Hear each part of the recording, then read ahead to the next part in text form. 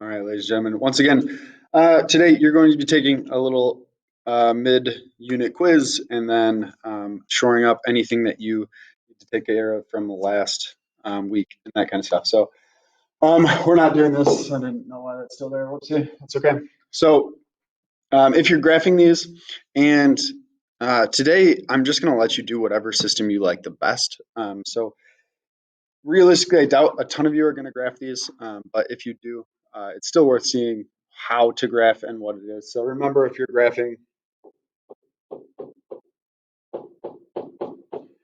our equation, our slope form is y equals mx plus b, where m is the slope, which is rise up and down over run left and right. So make sure you're doing up and down over your left and right. So like this right here, one half of one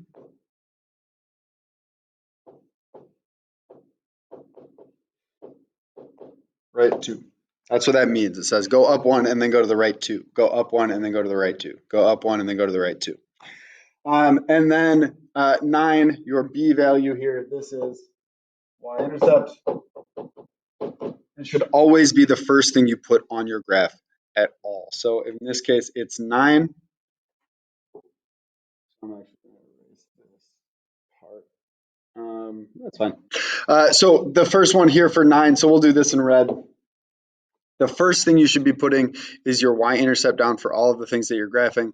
It is on my y-axis, my up and down axis. So I'm putting it up at 9.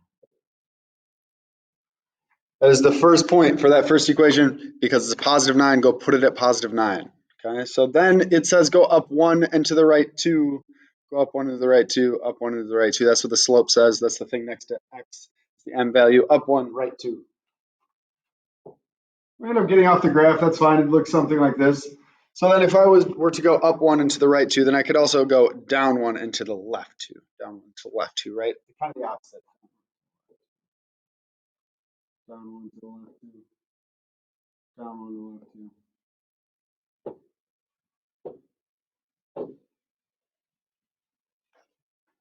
2. So that is my equation there. So then what's this one say?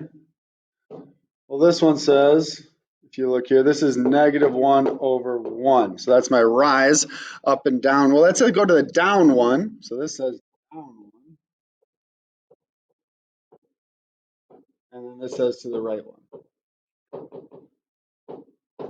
Remember, anytime we see just a negative sign, that's negative 1 over 1. So that says down 1 into the right one. Great. And then that's my y-intercept is 6. So we start down at 6.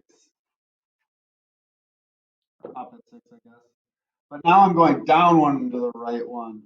Down 1 into the right one. Down 1 into the right one. Or the opposite, up 1, left 1.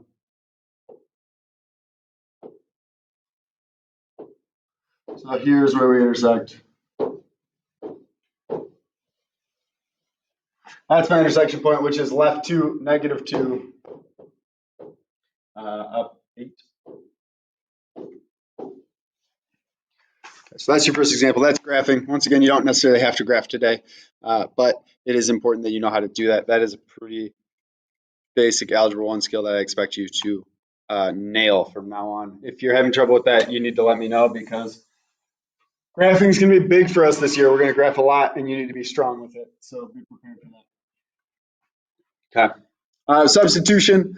This one's already set up for substitution. You can use substitution even if it doesn't look this nice. But essentially, you need to solve for a variable then. Use your algebra to get any variable by itself. This one already is, so I'm going to take this stuff and plug it in for x. Right? So this will work for a lot of you, but some of you will have trouble solving. So like on the bottom here, let's say, we don't have to do it for this one, but let's do a tangent. Let's say neither of these were very nice. Let's say this wasn't here for a second. Let's say I wanted to solve this equation for x. You could do that. Add 6y.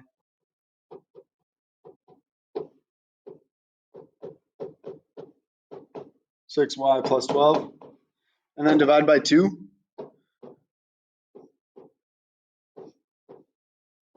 but you got to do it everywhere. So if you're dividing by something, you got to do it everywhere.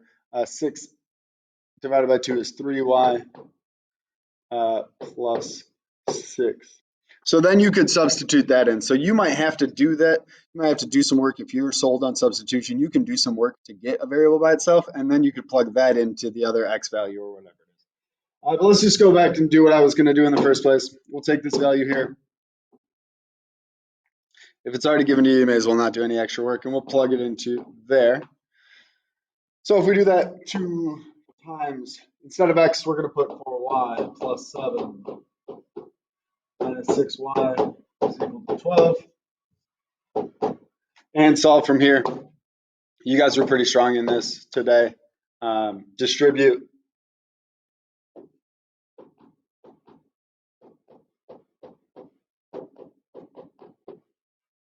I'm going to take a ton of time here. Combine like terms.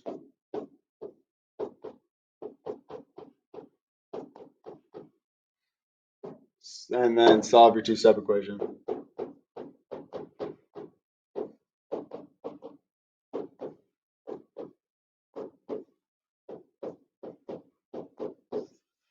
Great. Make sure you go plug that back into one of these. Get a little sloppy there. In the interest of time, I don't want you watching like a half-hour video before you go. So plug that back in for a y and get an x value. I'll assume that you can do that. I'm not going to do that right now. Plug it back in. I'd be plugging in there 4 times -1 is -4 plus 7 is 3. So the final answer would be 3 -1. Just because you found the -1 first doesn't mean it's the x value. Make sure you're doing x value, y value. So I can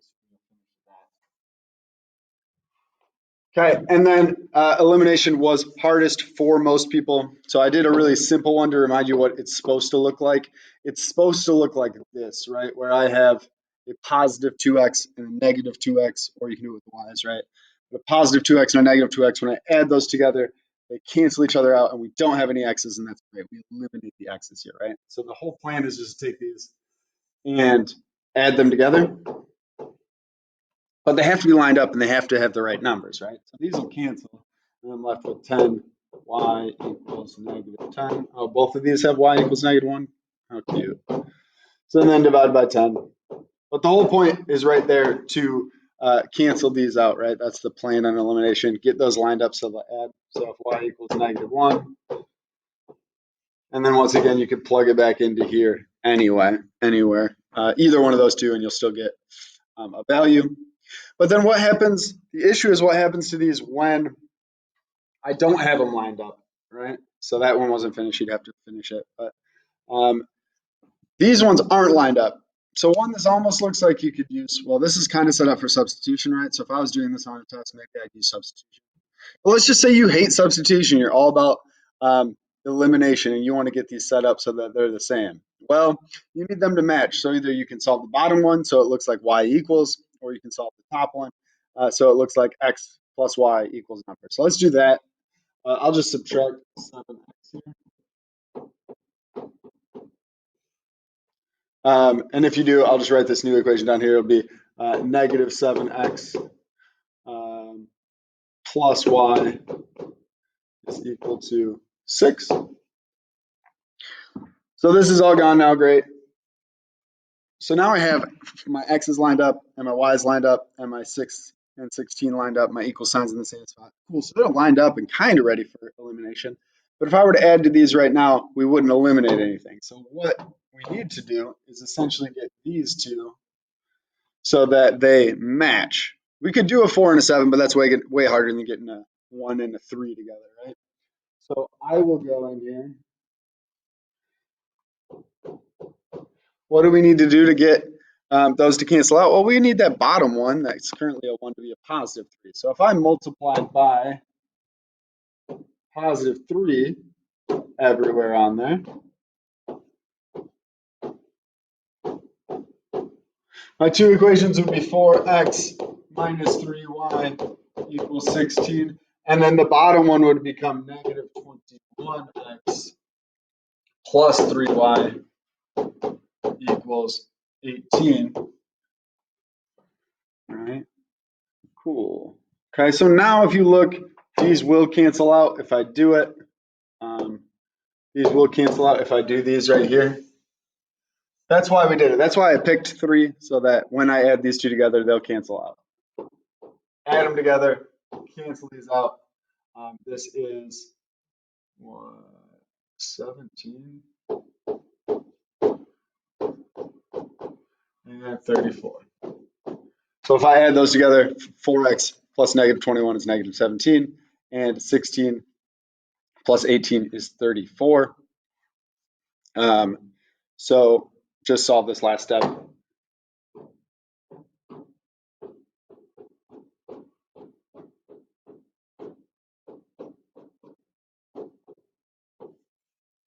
X equals -2, and then go plug that back in anywhere. And it can be anywhere, so you can even come back into here and plug it in. It can literally be any of these equations that both still have an x and a y, but they have to both have x and y. You can't do it someplace that only has an x. You can't do this. You can't plug it into like this guy. Don't do that. No, no, no. Do not do that, because we don't have a y, so how could you ever find the y, right? But if you plug it back up there, y equals 7 times, instead of x, -2 plus 6, which is -14 plus 6, or -8.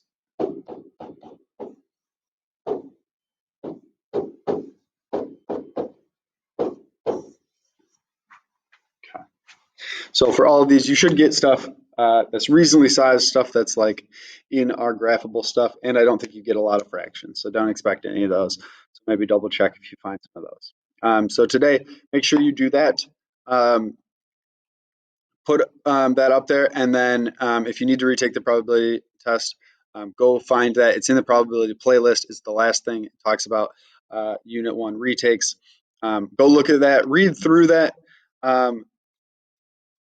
and if you have questions, I can either chat with everybody on Monday or make a video on Monday for probability. But I think that sheet goes through a lot and makes a lot more sense if you read that stuff. So I put some directions on the top that give you examples that tell you when things are mutually exclusive versus not mutually exclusive. It tells you when things are conditional and how that looks. It tells you what's the difference between independent and dependent and where we expect to see those types of things in our problems and how to handle them. So go back, and if you plan to reassess, most of us are only at 2s. There's only a couple of people that reached level 3 on probability, so most of you will want to reassess that. So plan to go back and look at probability and do that for Monday as well. If you didn't do your work this week, make sure you go do your work this week. Quite a few of you are falling behind and need to get some work done. So work hard today. In my absence, you have the full 75 minutes to do what is expected of you. Make sure you are using that time appropriately today. Have a good day. Good luck in your quiz. See you all on Monday.